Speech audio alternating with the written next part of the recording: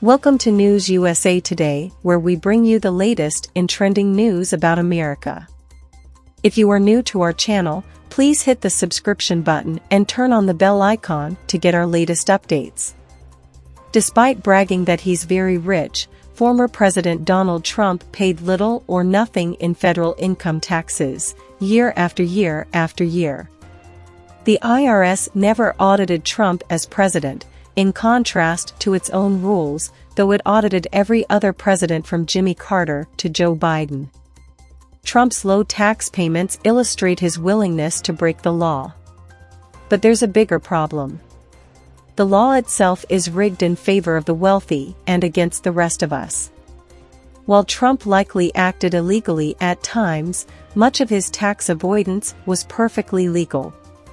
Congress should unite around a basic principle that Republican, Democratic, and independent voters support: the wealthiest, whether they are presidents, CEOs, or just rich heirs, should pay their fair share.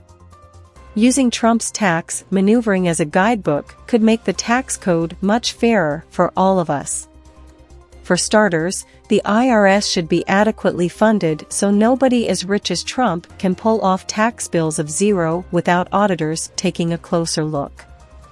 Audit rates for those with incomes over $5 million a year fell to barely over 2% in 2019, from 16% in 2010. Congress added significant long-term funding for the agency last summer. But Republicans have carped nonstop about that funding ever since. Trump escaping audits and paying little or nothing is all the proof we need that this funding is essential. A well-funded IRS would be equipped to investigate the many likely illegal things Trump may have done, like evading gift taxes on huge handouts to his adult children, writing off $70,000 in hairstyling as a business expense, deducting expenses he did not actually pay, and classifying his personal residence as an investment property to dodge the cap on state and local tax deductions that his tax law created to punish taxpayers in liberal states. But the legal shenanigans should dismay us at least as much as the illegal ones. Here are 3 simple reforms Congress could pass to make sure that people as rich as Trump claim to be paid their fair share.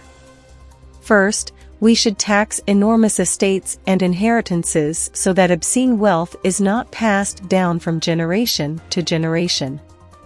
Trump at age 72 suddenly reaped a $14 million windfall by selling off his inheritance in a Brooklyn housing development from a father who taught him to grow his real estate fortune through racial discrimination and slumlording, but I digress. America's estate tax is weak and filled with workarounds that allow heirs to inherit unearned millions. Among other reforms, the capital gains tax should be levied at the point of inheritance, a reform proposed in 2021 but killed in Congress. Second, we should tax income from wealth the same as income from work. Very little of Trump's money was earned by working. Most was just earned when he sold assets he inherited that had grown in value.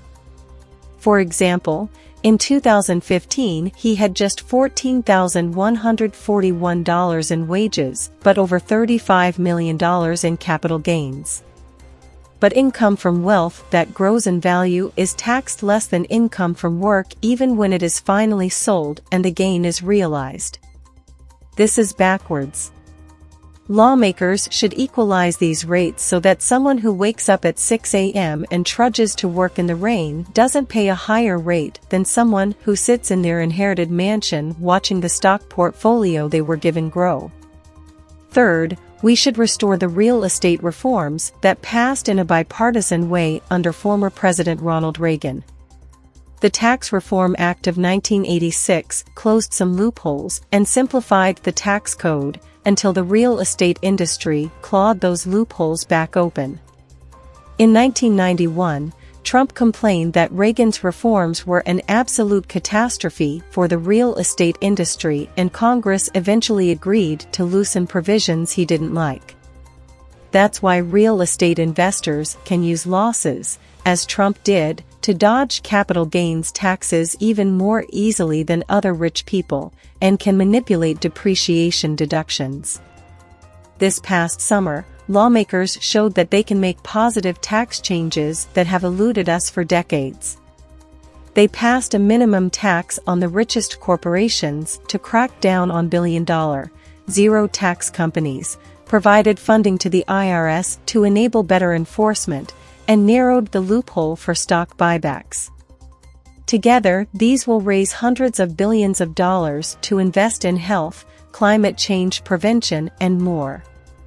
Now let's clean up the individual tax code, using Trump's tax flouting to guide us toward bipartisan fixes.